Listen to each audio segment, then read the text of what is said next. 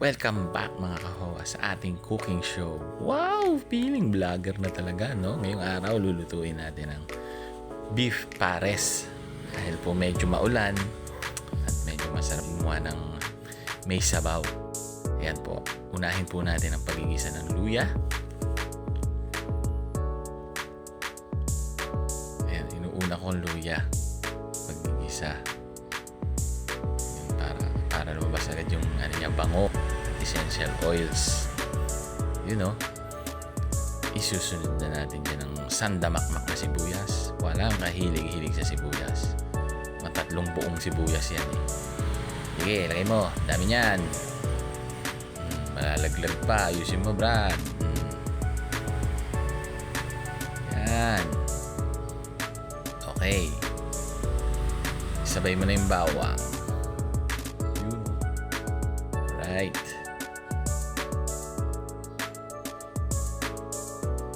After nyan, yan, mekos-mekos mo ng konti. Mekos-mekos mo. Yan, para pantay ang pagkakalito. Yun. Nadaling batang-bata.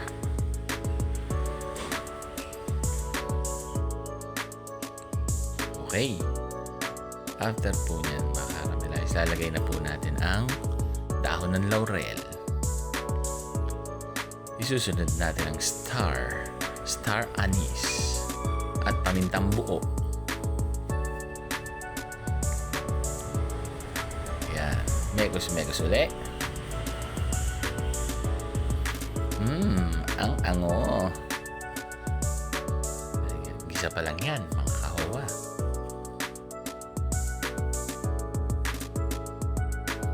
At susunod na natin ilagay ang mga tipak ng baka.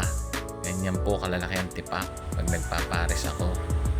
Hindi po tulad nung binibenta dyan sa labas. Nagkapapel, ang nipis. Ito po, ayan, oh, makikita nyo po ang lalaki ng tipak ng baka na yan. Ang sarap niyan. Ang sarap niyan. Sobrang sarap. Hindi ka palalakarin yan. Sigurado ako. Ayan. Haluin natin ng konti para mag-mix siya dun sa ating mga aromatics. Okay. At syempre, halo natin yan. Titimplahan natin yan. Lalagyan natin ng konting patis. Yan, sabi ko konti lang. Walang ilalagay mo eh. Napakadami eh. Pero hindi naman humalat yan. Sakto lang. Bango niyan.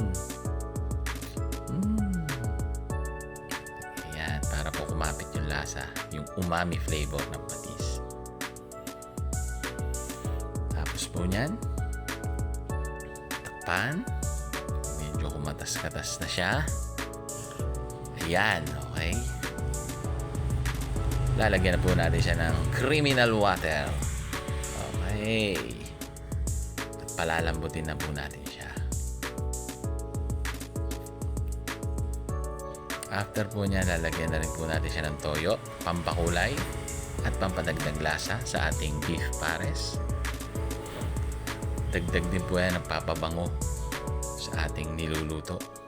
Ayan, kita nyo po. Tatakpan na natin, pressure cook na natin yan. Ayan, hinawakan. Mainit, di ba, Brad? Pasukan, no? Ayan. Sumisipol-sipol na po yung ating pressure cooker. Mga 30 minutes lang po yan. Nasobrahan nga. Sobrang lambot na. Ayan, kita nyo. Ganda na ng kulay. Ang sarap higupin ng sabaw, Brad. Ayan, nilagyan na natin ang asukal. Pampatamis. Konti lang. Sabi ko, konti lang. May adali na naman ang blood sugar mo niyan. Sige, tabihan mo pa. Haluin mo na. Okay. Mas medyo pa aanahin lang natin konti. Lalagyan na natin ng pampalapot. Yung tinatawag na slurry.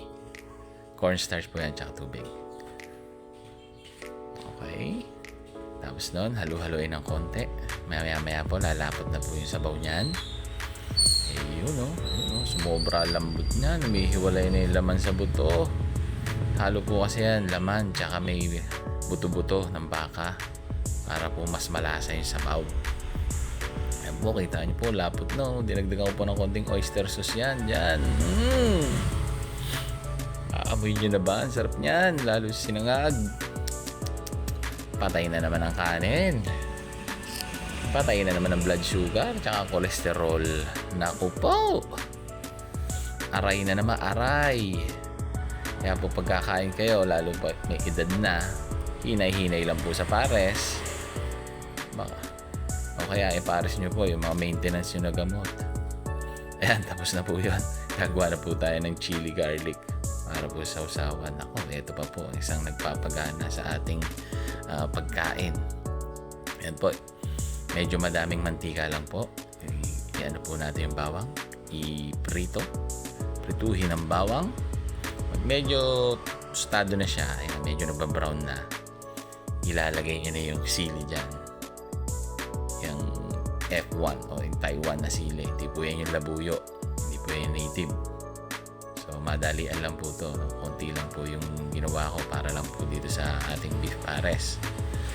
So ayan, mekus-mekus. Ayan, mekus-mekus. Ayan, nagbabrown na siya yung bawang. Dapat hindi masunog, kaya nilagay na yung sili. So medyo tostado na, ayan, pinatay ko na yung apoy niyan. Baka masunog, pait yan. Tapos ang ginagawa ko po dyan, nilalagyan ko po yan ng toyo sa huli. Yan. Para po pampakulay tsaka pampabango. Para din po may lasa yung chili garlic natin. Hindi lang siya maanghang. Yan.